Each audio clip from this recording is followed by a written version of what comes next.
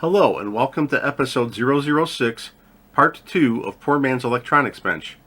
In this episode, I will test the original but aged components in the HP E3612A's internal 12-volt power section that have been failing in other units for performance.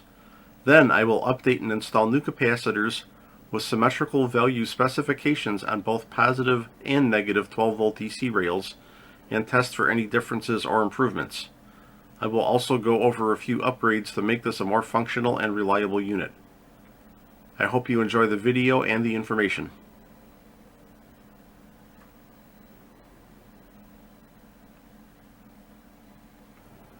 Hello!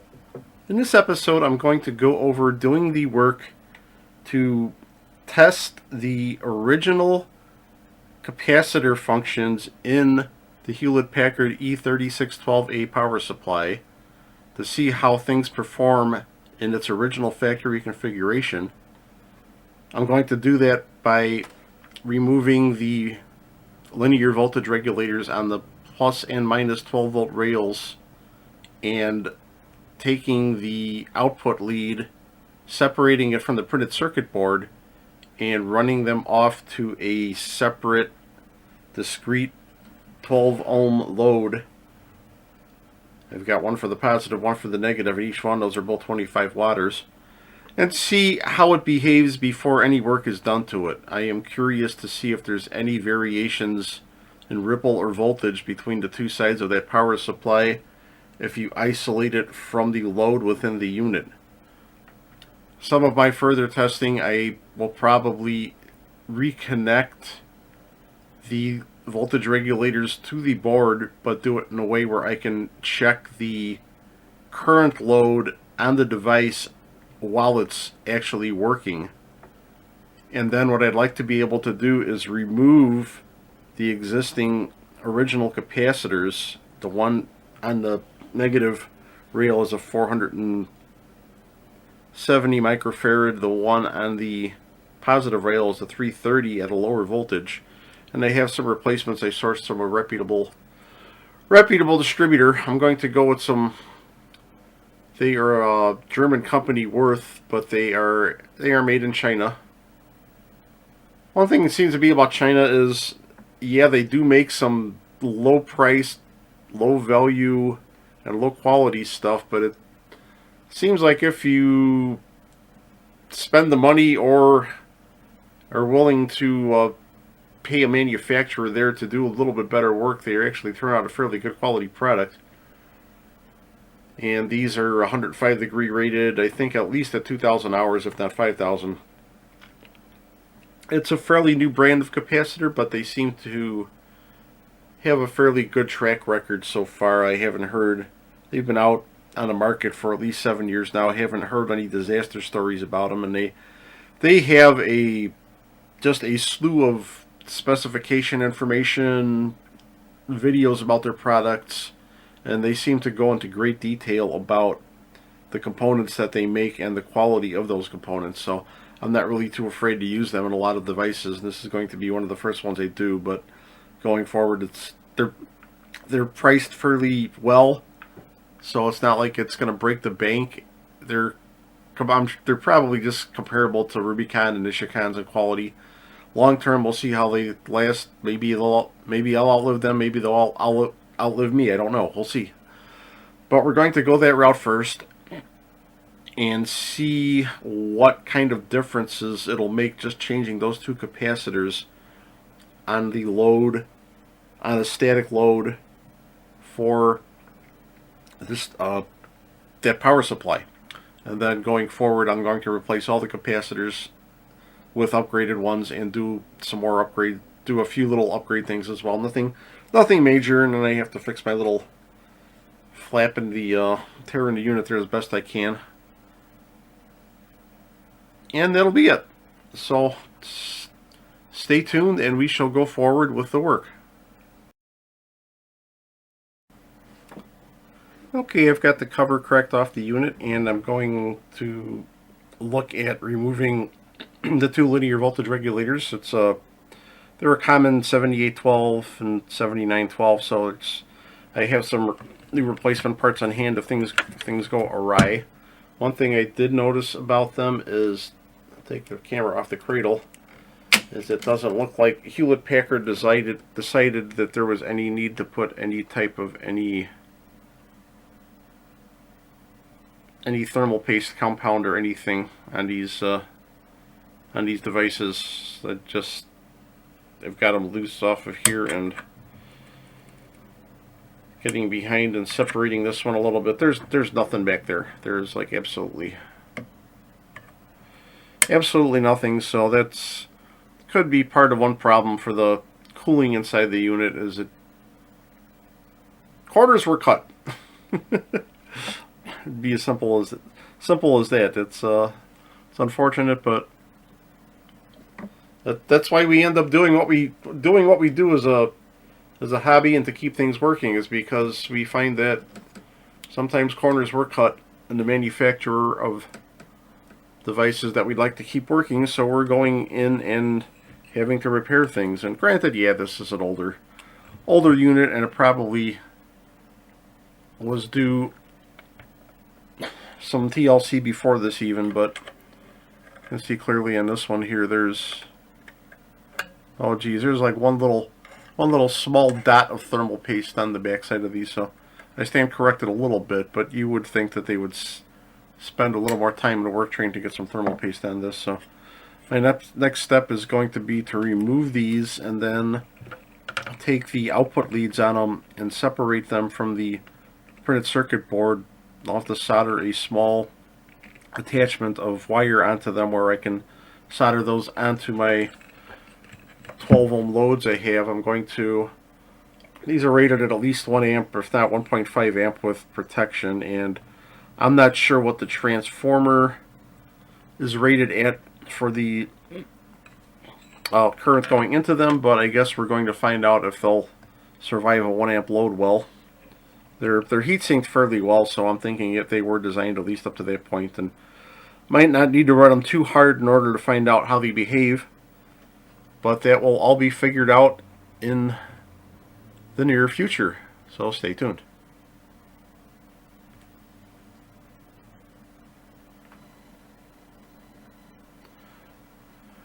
One thing to keep in mind when you are dealing with positive and negative linear voltage regulators is that the pin outs are not exactly the same on the components. The positive and negative do have some lead differences. You want to make sure that you have the right ones as you're going along.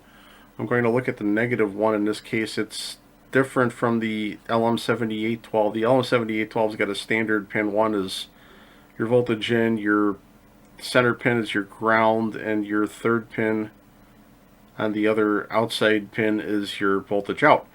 In the case of a 7912, you have a couple of pins that are juxtaposed.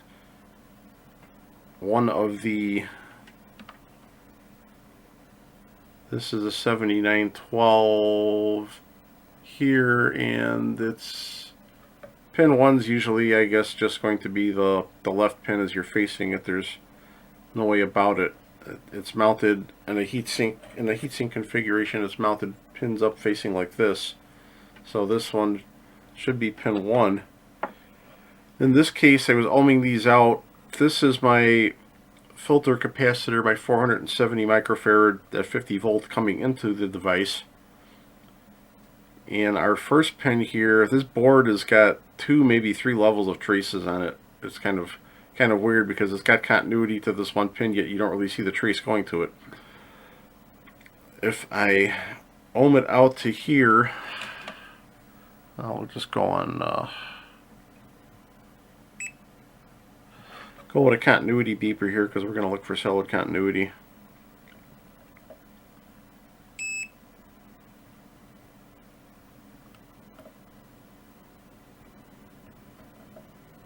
Where are we here? Oh, here it is. This is the center tap pin from the transformer, and it gives a solid continuity. And our out pin, or that's our in, is the center pin. So that leaves only one pin for our out. So what I need to do is intercept this pin here before it goes into the board. I need to remount, resolder the device in with just those 2 pins, and have this one's pin connected to my load, and just have to tack on a lead for a center tap onto here so I can get a good circuit back for my positive and negative on both ones. So that is what I am attempting to do on this visit here. This my center tap lead is right here, so I just have to tack something on here. And like I said, I'm going to do this with the all original capacitors. I'll basically be creating a 1 amp load with 12 ohm resistors, 25 watt resistors, and just working them for a little bit to see what kind of ripple I get. So that's going to be my next step. And now for the fun part. I am set up to do some testing on some items. What I've done is I've removed and attached wires to the output leads of both 7812 and 7912 regulators, and put banana clips on them for access to things. I have soldered a 12 ohm 25 watt resistor network with a heavier wire onto the center tap of that winding. So I'm going to take some voltage measurements just to record things beforehand. First I'm going to identify which rectifier is which as far as positive and negative on the back of the board here, because I've had some problems with that. I had to rework things, let's say. In order to make things right. Luckily, no smoke was released.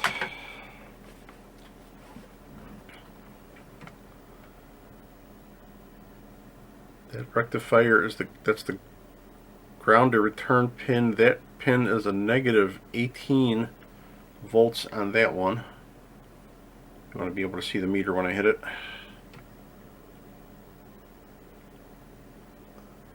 Got a negative 18 on that one, so we're going to mark this as a negative.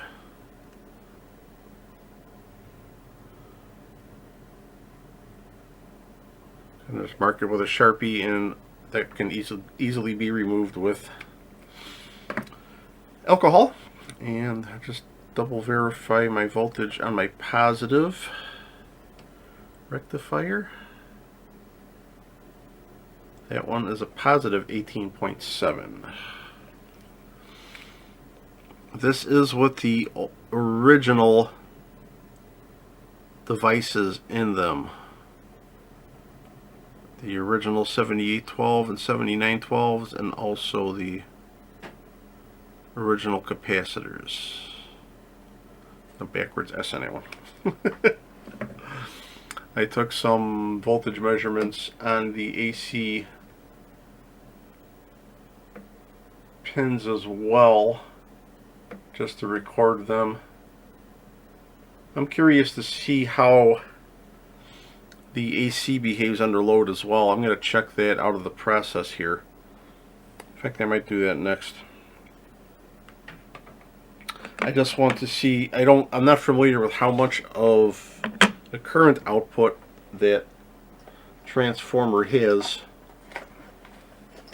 So what I can do is, there are enough length of the leads of that transformer onto the printed circuit board where I can connect them to my resistor network and then just take a quick measurement on them.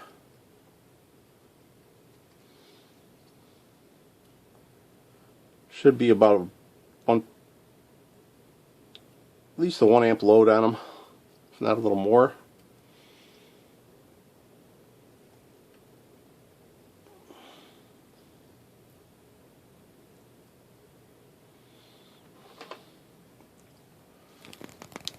Clip down to my little resistor network down there. Shut the camera off again, sorry. I'm going to just take a DC voltage measurement.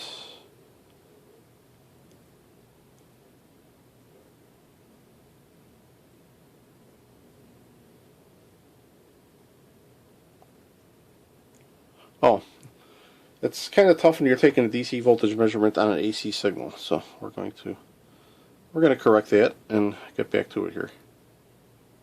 Okay, a 1 amp load loads that down to 11.3 on the negative side and 11.3 on the positive as well. So we are probably shouldn't be expecting that much. It's probably only 1 amp winding, maybe less, for 12 volts on that circuit. I will check the load on each one as well because I did solder some pins going back into the board. Those rectifiers are not responsible for voltage output on the device. It's for internal power for the circuitry. So it's not going to be, shouldn't be a critical load. It probably powers, the display is working on it. I'm not sure exactly what it powers, but it probably powers something that's needed plus or minus 12 volts. It's just that I'd like to see what the load is. But then going forward from there, let's get our voltmeter out of the way a little bit for a minute and go to scope connections.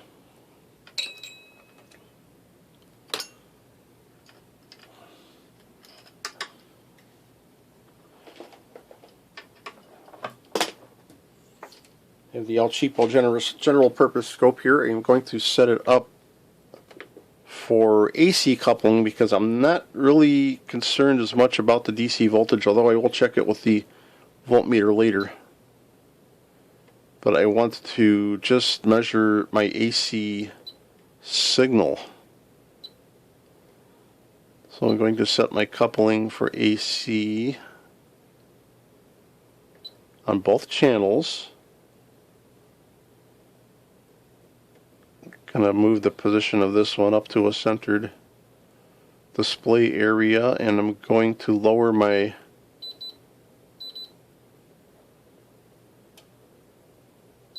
sensitivity down to 2 millivolts per division.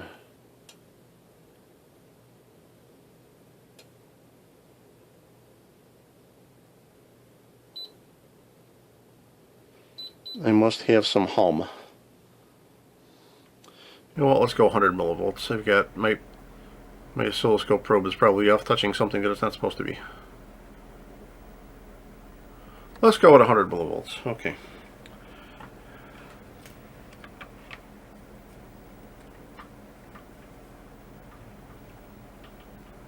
Not sure which one my trigger source is.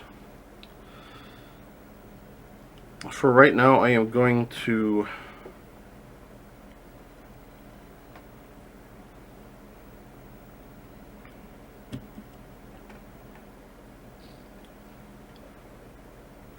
got two probes here. The yellow marked probe matches the yellow trace on the scope. I'll zoom into that in a bit. I'm going to hook that up to the resistor. I think. Boy, these return leads are short. It's a challenge.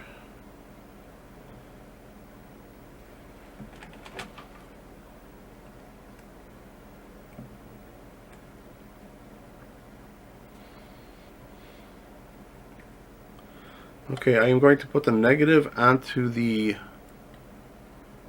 trace number 2, the bottom trace. A lot of ripple. Positive onto the top trace, and I'm going to start dropping my sensitivity.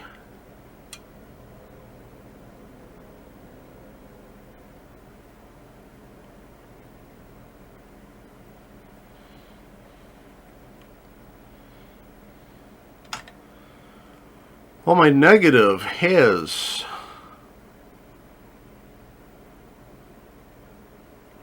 the 2 volt peak, or it's 2 volts per division. It's about, the negative has about 2.8 volts of ripple on it. I'm not sure why channel 1 isn't working here. I'm going to disconnect this one.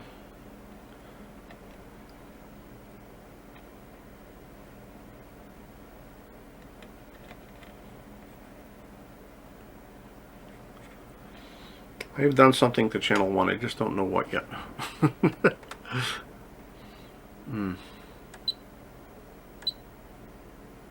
Oh, coupling. Ground, that's why. AC. Better. Okay, I suppose I can do a direct comparison now. I'm going to set these both at 5 volts per division.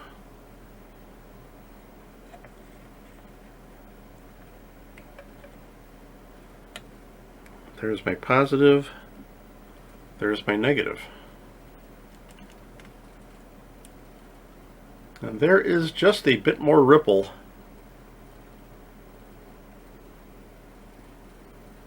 voltage on that positive than the negative, as is to be expected.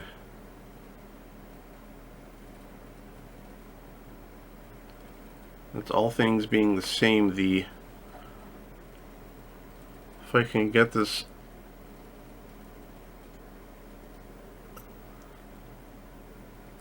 that is about at 5 volts per division.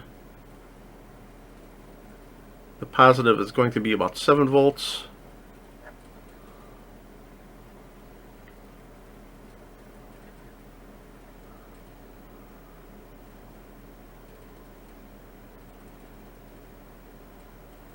Negative just over 6.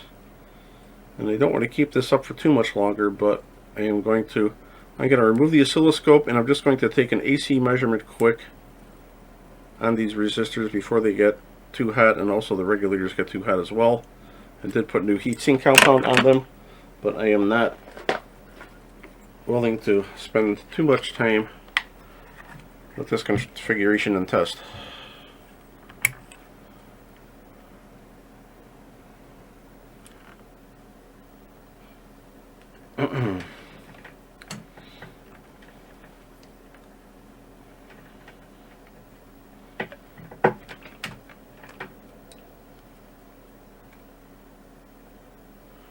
Going to do a delta to 0. We'll do it again. This is my positive. Ripple, I've got 2.05 volts of ripple positive. Negative has a 1.7. So going forward, after I replace those capacitors, and I'm only going to replace the 2 capacitors that are after the transformer but before the voltage regulators, because those are the 2 that have the difference in values. And then I'll come back and I'm just going to measure the ripple, because everything else that's involved should stay the same. Oh, I could do one more measurement though before this. I will check the current use of each side. I'm going to go to, just for giggles, to see what side of this circuit uses how much current. What side of these rails, I should say. I've got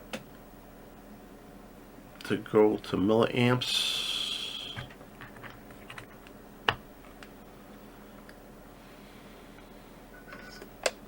And I'm going to go on the positive connection to my meter.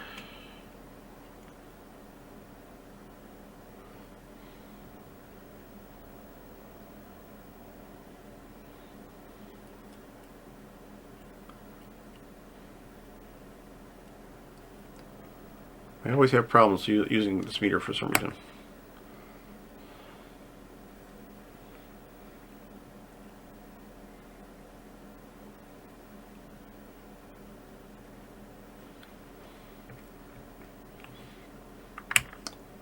We're just going to go to amps.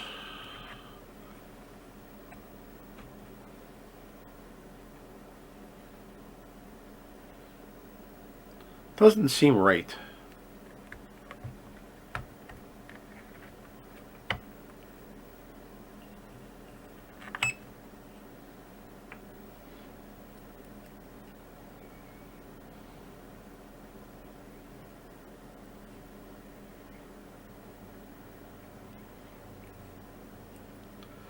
Going to try this again.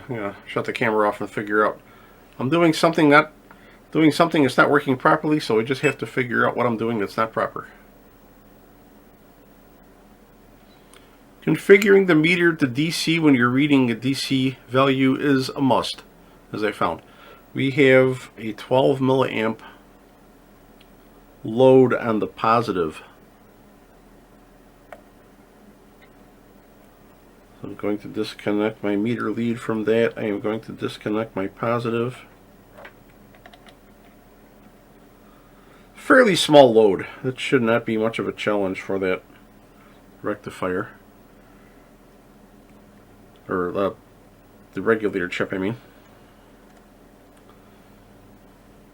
And we are going to go from negative to the negative.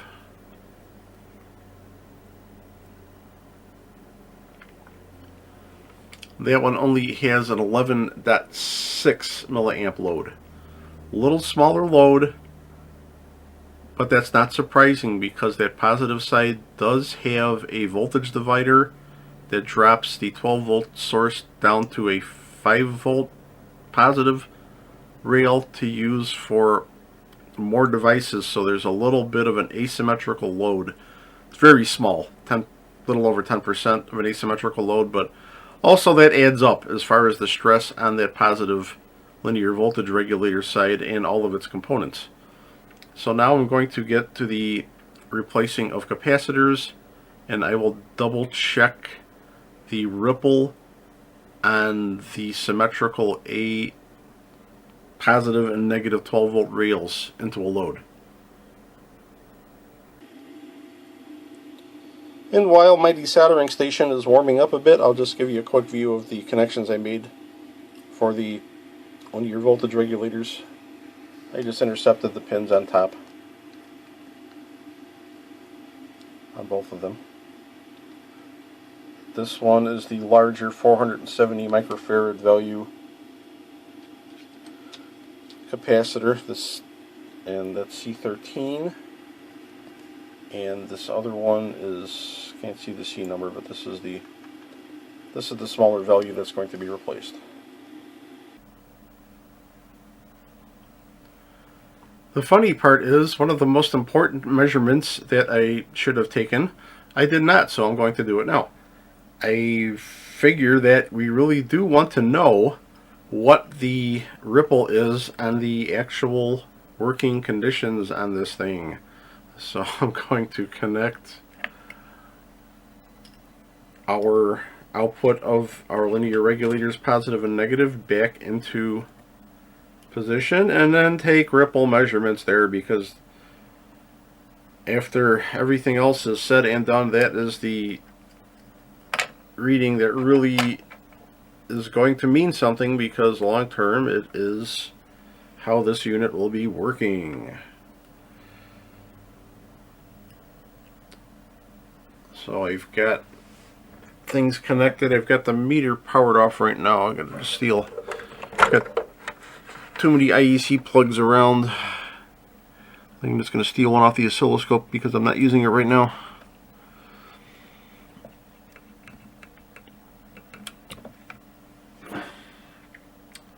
I am off, currently off. I am going to power up. I still have my common hooked on my resistor network. I'm just going to use that for a point. I've got the voltage on the display. I have my meter set to AC volts this time with the plugs in the proper positions. So I am going to take some measurements. I'm going to start with the positive. And under actual working conditions,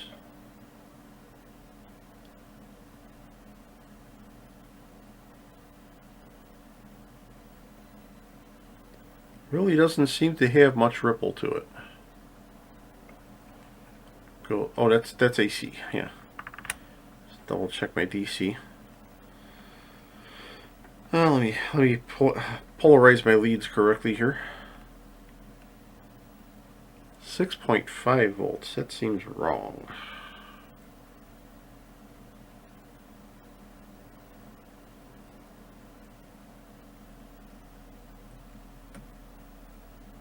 12 volts.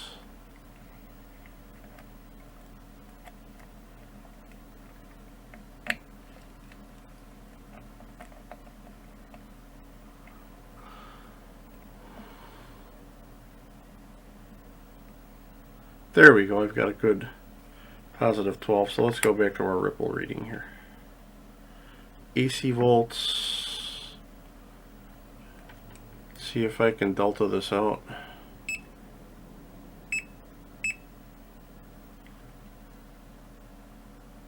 Kind of hard on something that does AC sampling, but okay, we're going to give it a try now.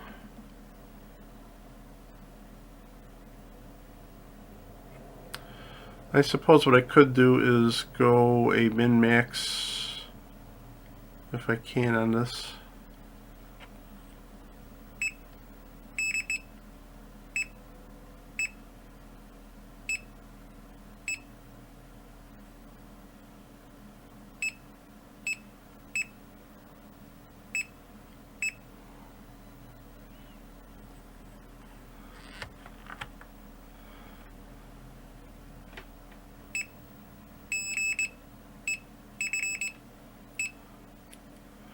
Boy, this picks up a lot of background noise.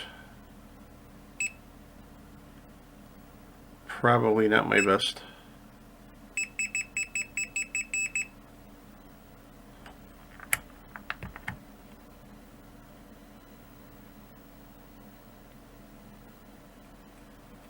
Okay, we're just going to go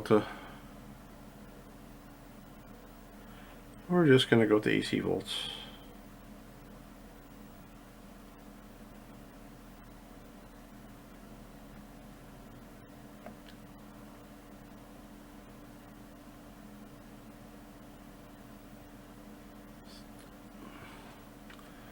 Seems to almost be like it's a pulsed load.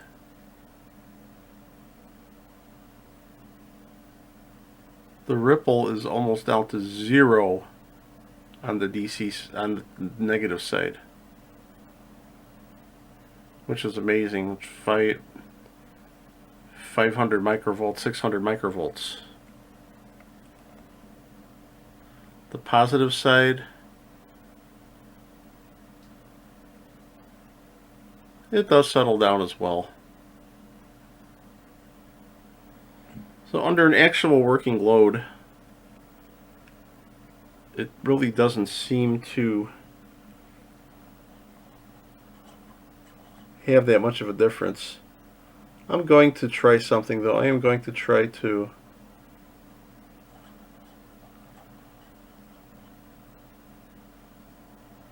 give this a high voltage output just to see if making it work makes it do anything. I'm going to set up with a positive this time.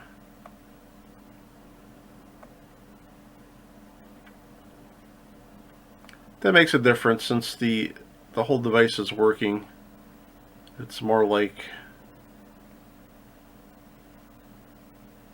20 to 25 millivolts on the positive rail.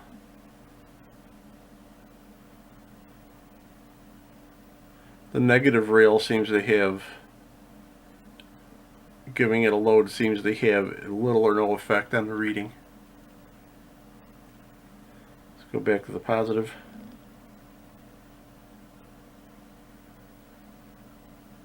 I don't know what it is. I get varying.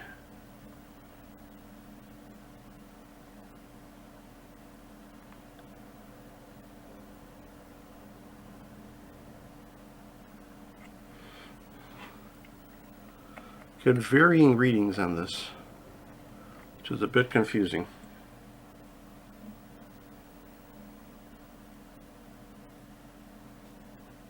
I know I've got a good connection on the center tap for the transformer. That's about the only thing I can really verify.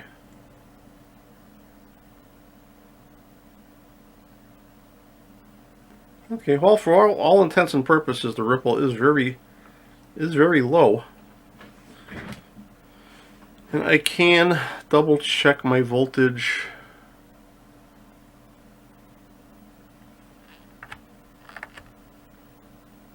My AC input just for giggles.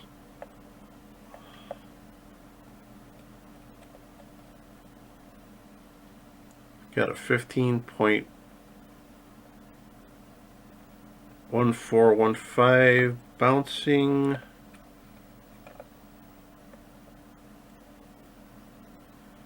And the 15.1415 bouncing as well. So it is a balanced input to both sides. So the main thing out of this is, under the actual working load conditions, unless this is varied a lot, I don't think it puts a huge strain on those linear regulators. It's just causing, over time, just the static voltage and the ripple of the full wave rectified AC hitting that capacitor probably is what does the damage over time. It just heats that capacitor up a little more by itself and makes that one part work a little harder than the other one. So even though they're quality parts and they've been rated to a certain temperature and hour rating, that must still exceed its rating for ripple and ripple current in general. So we're going to go back to our scheduled replacement of said capacitors and get back to doing another test. And while all things soldering are cooling off, I'll go over testing the original capacitors for values. I've got an ESR meter going. This is the 470 at 50. So it actually has a pretty low ESR. It's almost coming down to a 0.01011 about. The new ones were about 0.02. You've got the 330 here at 35 volts. This one is coming out to a 0.08 for ESR. The little chart on the meter doesn't cover that value exactly, but it's for a 220 at 35 volts. An acceptable ESR is 0.17. For 470 microfarads at 35, it's a 0.09. So it's falling into parameters, usable parameters. I go back to my capacitance meter. I kind of just stick with this one for the most part for now. It's might not be the most accurate one in the world, but its only job is to measure capacitance, so that's kind of what I'm going for. I found that electrolytics, some of the larger values, it seems to be off, possibly, but I really haven't measured it up against anything else. So again, this is the 330. It is measuring 338, which is more than acceptable.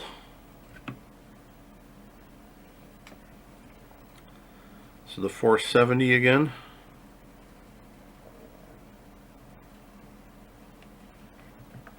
This one's measuring 436. So the capacitor, like I said, the way this measures it might not be 100% exact for larger electrolytic capacitors. It seems to do well on smaller values under 40 or 50 microfarads. It matches the value of the particular component, but for some reason the larger ones it struggles with. But like I said, it's okay. At least if I stick with one meter, I figure I have some sort of consistency.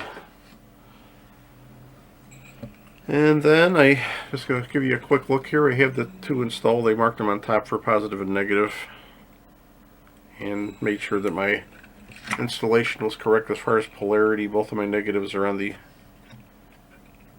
negative marking on the PCB.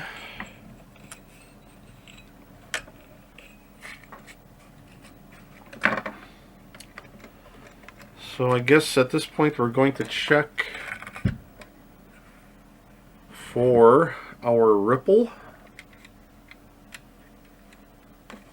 Make sure I don't have anything under here. nothing metal underneath the device. Let me get some leads I've cut out of the way just to make sure nothing shorts out.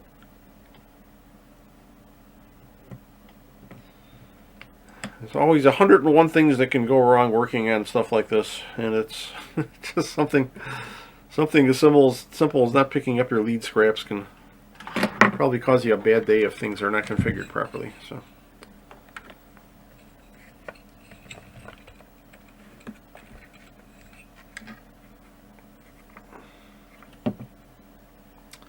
And get down to our resistors again, and I can get my DVM into play.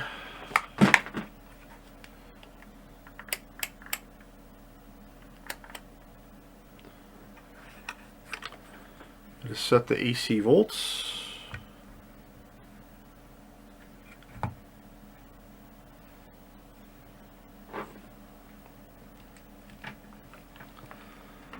The device is off right now, and I am going to go for the first test of just testing ripple under a 1 amp load.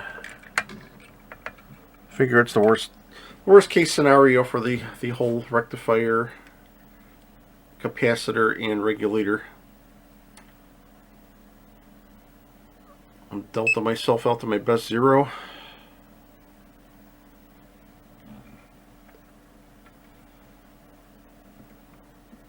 Might as well connect up my resistor leads now.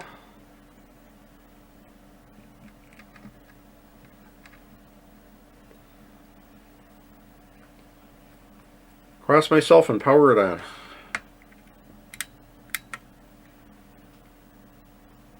We have display lights, which is a good thing.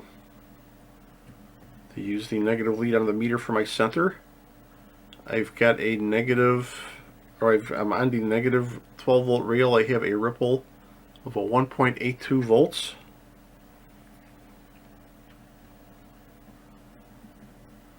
My positive is also in the 1.82 volts. They are basically symmetrical. I'm going to suppose probably if I go from supply to supply, they add up to the opposing ripples. So it's a pretty good measurement right now. It seems to be that the circuit for both rectifiers are symmetrical as far as the values of the components and for the actual performance under load. So the only other thing I could do from here is to try to check my currents again. I'm going to shut off the meter, or I should say the device, depower it.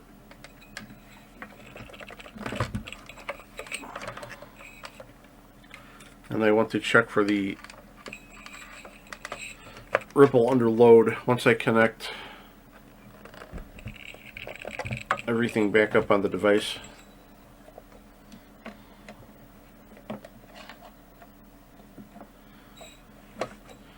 My positive and negative there. A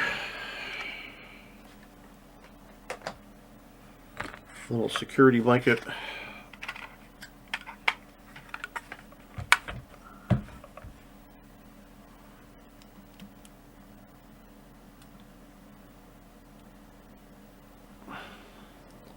And I have going to try my best to set my meter up properly this time. I'm going to go to milliamps and DC.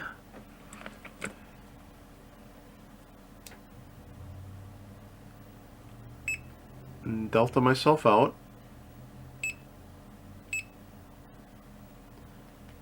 Hard to get that last digit to clear out.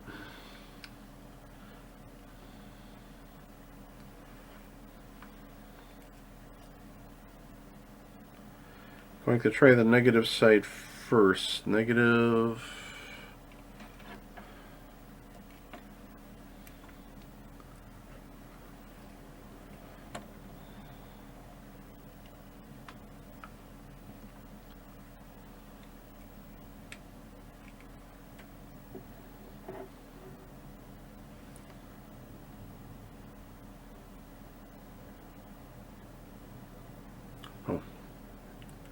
Wait a second here. Gets confusing hooking all these leads up. I think I used to do stuff like this for a living. Okay, now we're on positive now, so we're going to check our positive out. Just need to get all my leads to a point where they won't flip around and find a circuit to complete.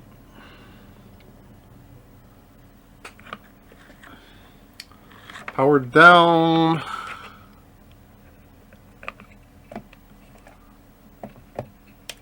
Plugging it back in. Powering on.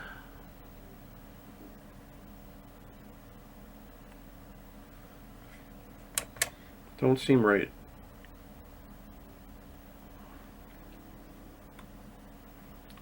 Oh, I've got my positive going to my negative this way. Boy, one of these days. Okay. Oh, luckily I don't think that released any of the magic smoke either. We have 11.6 milliamps draw on the negative side of the rail. We're going to disconnect my meter. I'm going to hook this up to the positive. We are going to hook up to my positive linear rectifier output. And we have 11.8. So again, we just have 200 microamps difference between the two rails. So it's not a lot, but it is a little, and it's explainable because, like I said, there is a 5 volt dropping resistor network to power other items at a 5 volt level off of the positive side of the rail. So it doesn't add a lot of stress, but it's still stress. So okay, I'm going to wrap this up as far as the testing, and then I'm going to just go forward and restore the proper connections on my linear voltage regulators, and then proceed with all of the rest of the work, the recapping, and a few other items. So we will get back to that in a little bit. I thought that since I was doing so much work on this, I'd best check the two TO3 output transistors. They're mounted on the heatsink on either side here, just to make sure that they have proper amount and a good thermal paste on them. And apparently they're a little skimped on it, for one, and for two, for some reason there was 2 mica wafers underneath that TO3 case. I don't know what advantage there is to having 2 mica wafers, but I'm going to cut it down to 1. And then the only other thing I was doing was I had some thermal paste I bought a while back. It was a tube of thermal grease. It is from China, and it's purportedly has some higher thermal conductivity to it because it's got some. It says low thermal resistance, high conductivity for heat transfer, and I was also checking to see what its actual resistive conductivity might be, or its conductance, let's say. And part of that lets me bring in the Fluke 83 meter set to nanosiemens range. This will basically indicate conductivity going down to 0.01 nanosiemens, which is the equivalent of 100 gigaohms. Let me try to get this meter into view here, but I've got a small puddle of the suspected thermal paste just to check and see what its properties are. And just getting both leads into it, there's really no conductivity to it. You have to actually touch the leads to get something going on in this puddle. So that would lead me to believe that this paste is safe to use at just about any application that you would worry about any resistive conductivity on a heatsink compound. So I'm going to go forward to putting some fresh paste onto the heatsink and the TO3 case, and do that on both sides and resolder. I had to desolder it. I'll take care of that, resolder it, and go forward with a few other little modifications.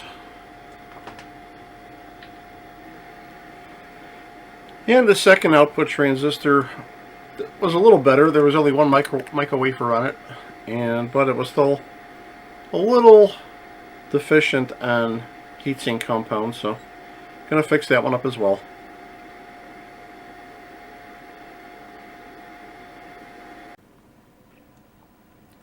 I'm going to end part 2 here and finish with part 3 in an upcoming video, because I am waiting for one more item to be delivered. So I hope you enjoyed the content in this video, and feel free to come back and watch part 3 to continue and finish the series. Thank you for viewing. This content is available on YouTube and Odyssey.com. If you enjoyed this, please like and subscribe. Hope you return soon.